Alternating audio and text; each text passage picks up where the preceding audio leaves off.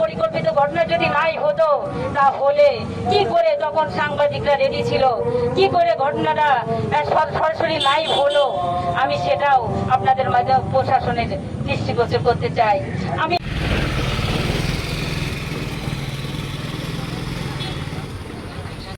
তাদের কাছে আহ্বান জানাবো।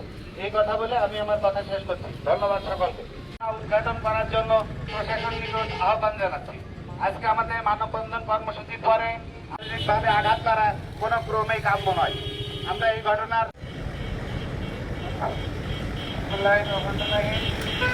এবং মিথ্যা মামলা তাকে শারীরিকভাবে লাঞ্ছিত করার অপরাধে বক্তব্য হলো, আমাদের শিক্ষক যদি অপরাধী হয়, স্বাচ্ছন্দ্যভাবে সে ক্লাস করেছে, স্বাচ্ছন্দ্যভাবে হাসি খুশিতে এসে বাড়ি ফিরে গেছে, সারা রাত অতিবাহিত হয়েছে। পরের দিন 18 তারিখে একজন স্থানীয় লোক মোবাইল মাধ্যমে সেই স্কুলের প্রধান শিক্ষক পিয়ার মোহাম্মদ স্যার তার একটি ভিডিও পরবর্তীতে আমরা পেয়েছি, কিন্তু প্রথম যে ভিডিও সেটা পরিকল্পিতভাবে সাংবাদিক ডেকে নিয়ে করা হয়েছিল, এটা পরিকল্পিতভাবে।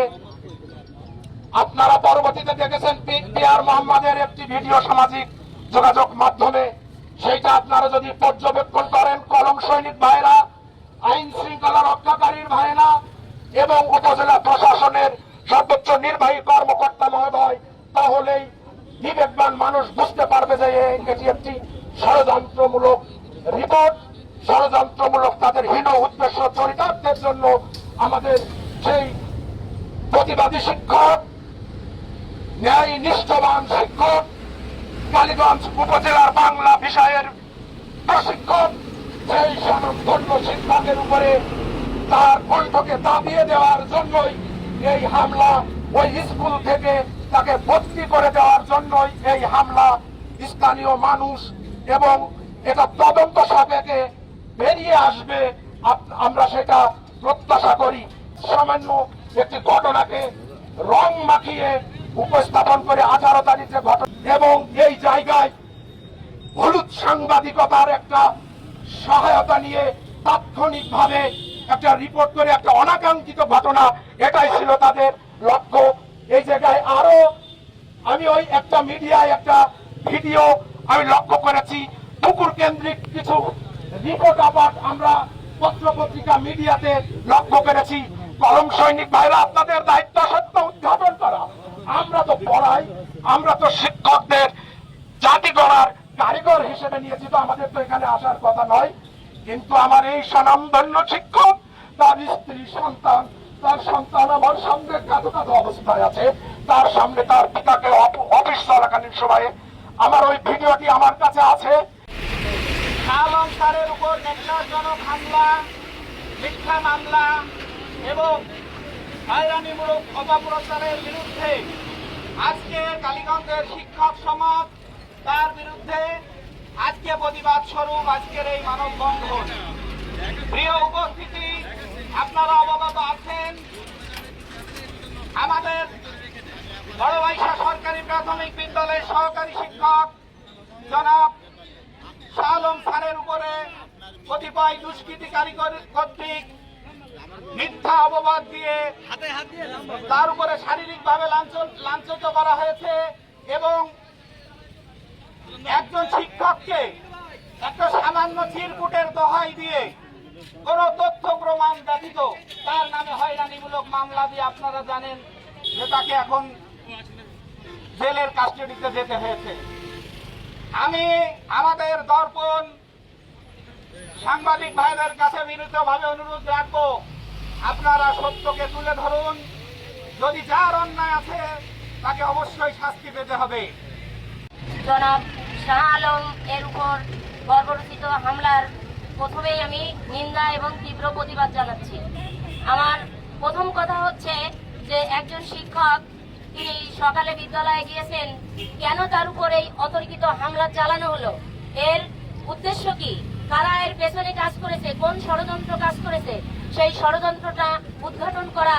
এখানে যারা আছেন আমার সাংবাদিক ভাইরা, তাদের প্রতি আমার উদাত্ত আহ্বান যে আপনাদের একটা কলমের খোঁচায় অনেক কিছু সমাজের অনেক অন্ধকার দিক পরিষ্কার হয়ে যায়। আবার সেই কলমের খোঁচায় কিন্তু একজন নিরপরাধ মানুষ অপরাধের কাঠগড়ায় দাঁড়িয়ে যায়। তো আপনারা যখন কোনো কলম তুলে কোনো কিছু লিখবেন, তখন আপনাদেরকে আপনাদের জায়গা থেকে একটু সচেতন হয়ে যে না, আমি আজ এই কথাটা লিখছি, এটার জন্য একজন মানুষের জীবন কোথায় চলে যেতে পারে, এই বিষয়টা যদি আপনারা একটু বিচার বিবেচনা করে আপনারা লাইভ করেন বা আপনাদের কলমটা তুলে ধরেন, তাহলে আমাদের জন্য অনেক সুবিধা হয়।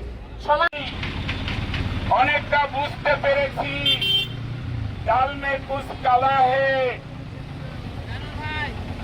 আমাদের বুঝতে বাকি নেই, আসলে ক্রমান্বয়ে সবকিছু দিবালোকের মতো পরিষ্কার হয়ে যাচ্ছে।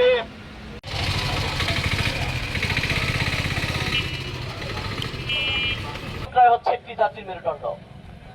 আপনারা জানেন, শিক্ষকদের লাঞ্ছিত মানেই গোটা শিক্ষা ব্যবস্থাকে লাঞ্ছিত করা। আমরা কতিপয় একটি ঘটনা দেখে খুব মর্মাহত হয়েছি।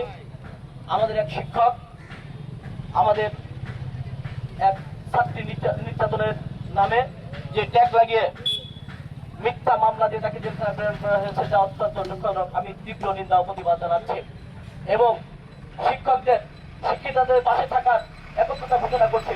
যে কোনো আন্দোলনে আপনাদের পাশে থাকার দৃঢ় প্রত্যয় আমি ব্যক্ত করছি।